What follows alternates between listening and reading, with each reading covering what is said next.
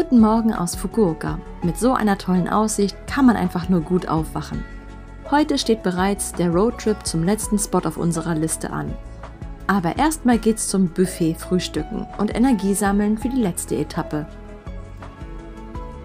Auch in dem Raum hatte man eine echt tolle Aussicht auf die Stadt vom Hügel aus.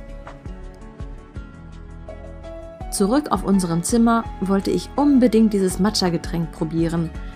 In dem Deckel ist nämlich Matcha-Pulver drin, das in das Wasser fällt, wenn man den Deckel aufdreht. Man muss das Getränk daraufhin schütteln und kann es dann trinken. Ich sag's euch, das war so lecker. Und das Blöde an der Sache ist, ich konnte es seitdem nirgends in irgendeinem Laden finden. Es ist zum Heulen.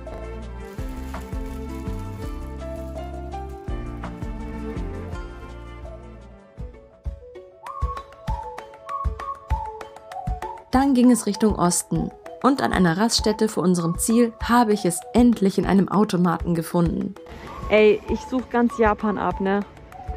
Und sie haben hier mein Getränk. Ich muss davon erstmal 6 Flaschen kaufen. Oh mein Gott. Mein absolutes Lieblingsgetränk, ein Kabosu Drink. Liegt vielleicht daran, weil die Zitrusfrucht Kabosu aus Oita stammt, in der wir uns gerade befanden. Ich hatte den Drink damals aus einem Automaten in Shibuya gelöst und bin seitdem verrückt danach. Und mein Mann bestellt mir ständig Kisten davon auf Amazon in Abständen.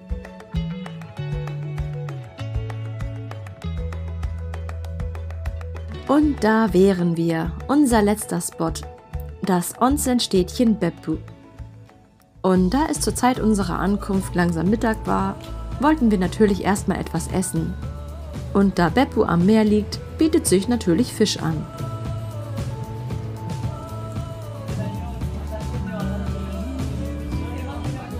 Sehr bekannt ist das Restaurant Kaisen Izutsu. Und dort haben wir uns ein riesiges Kaisendon gegönnt. Mann, das war echt verdammt lecker. Aber riesig. Da noch etwas Zeit war, bis wir einchecken konnten, habe ich die Gelegenheit genutzt und habe mich nochmal einbuddeln lassen. Denn auch in Beppu gibt es Tsunamushi Onsen. Ich hatte diesmal echt Glück und war der einzige Besucher. Daher durfte ich wenigstens ein klein wenig filmen.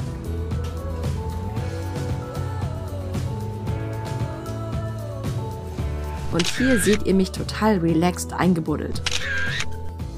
Ach, einfach herrlich. Langsam fing es an zu regnen und wir machten uns auf zu unserem Hotel, das auf einem Hügel lag. Das ANA Intercontinental. Boah, Leute, also ich kann dieses Hotel gar nicht in Worte fassen. Ich glaube, ich werde stattdessen lieber Bilder sprechen lassen. Das sagt alles, denke ich.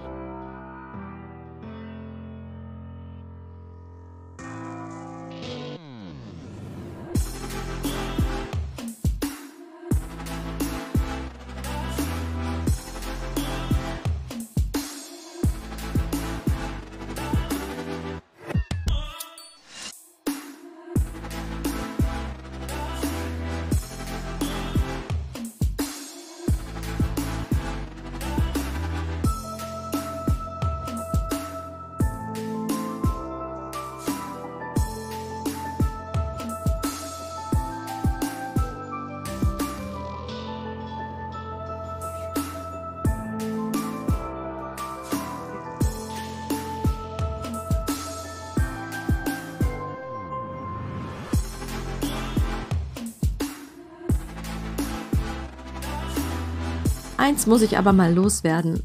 Abgesehen von dem genialen Blick auf die Stadt, habe ich mich absolut in dieses Bad verliebt. Das war einfach nur der Hammer. Und ich war absolut sprachlos.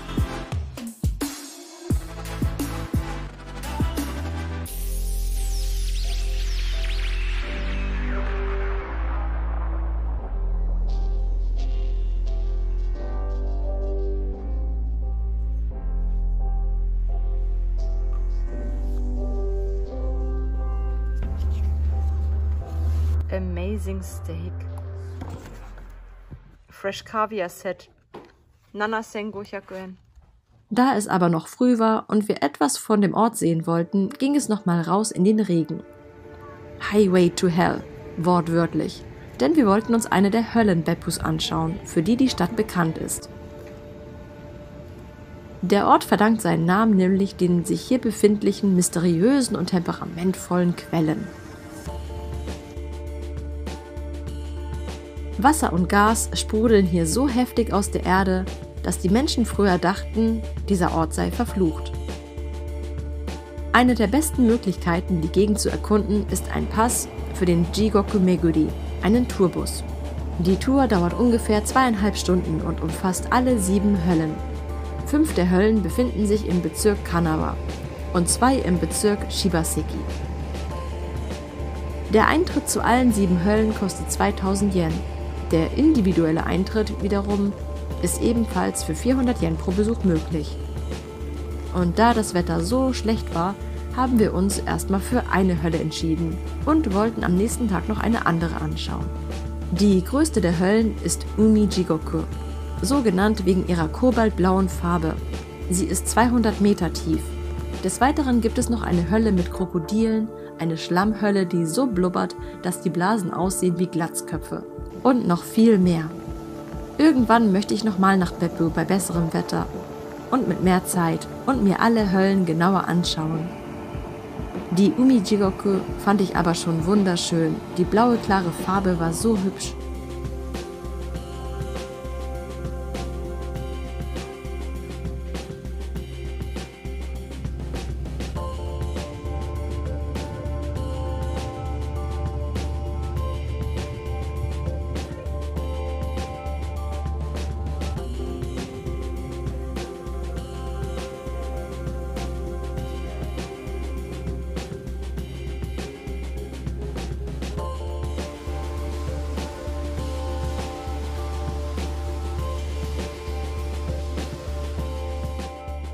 Dann gab es Abendessen. Uns erwartete wieder ein Menü mit mehreren Gängen und es war einfach so gut. Super lecker.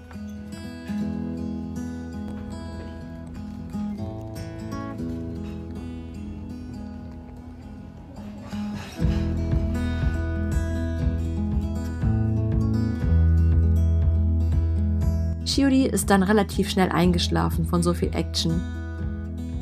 Und mein Mann und ich wiederum wollten noch nicht schlafen gehen. Wir wollten das Hotel noch länger genießen und vor allem das Onsen. Hier konnte ich zum Glück morgens dann etwas filmen, da ich alleine draußen war. Ich war ja schon echt in vielen Onsen und einige hatten tolle Aussichten, aber das hier hat einfach mal alles getoppt.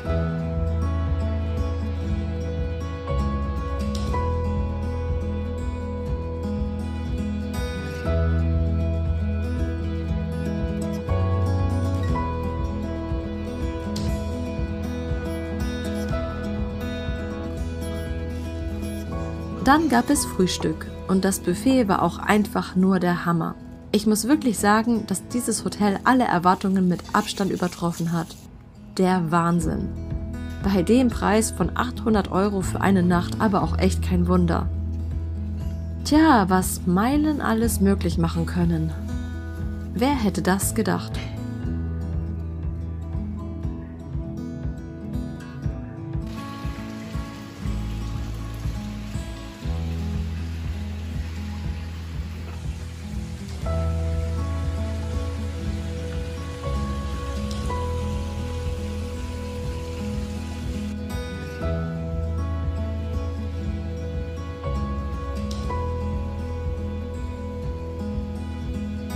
Dann mussten wir leider auch schon auschecken und ich musste mich von meinem Badezimmer der Träume verabschieden. Ach, es war so schön.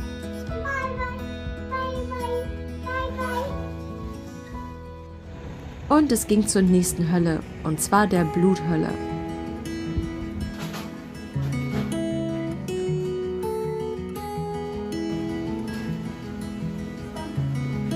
Weil diese nämlich knallrot gefärbt ist. Sieht wirklich bedrohlich aus, nicht wahr?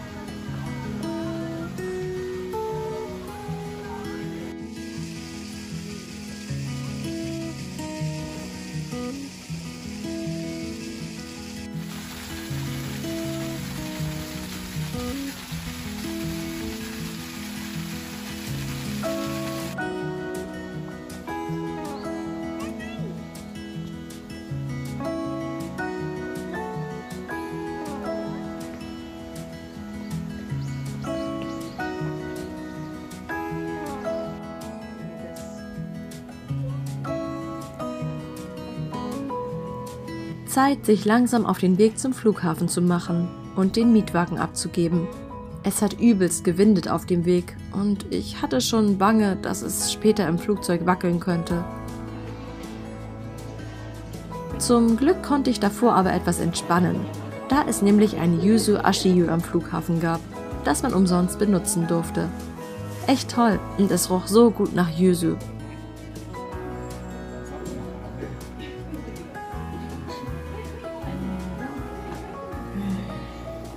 Danach konnte man noch an einer Lotterie teilnehmen und Sachen gewinnen.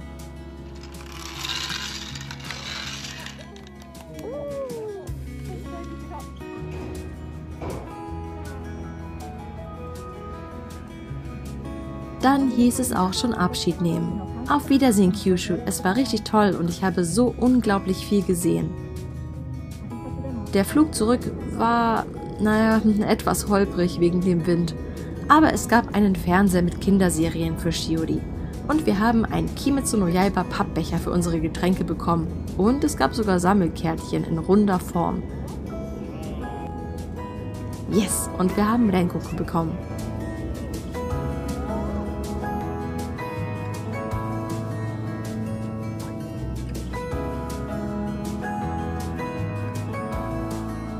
Die Landung war leider etwas stressig, da Shiori wohl diesmal richtig Probleme mit dem Druck auf den Ohren hatte. Sie wollte weder essen noch etwas trinken und hat gefühlt das ganze Flugzeug zusammengeschrien während der Landung. Aber als wir dann endlich unten waren, war alles wieder gut.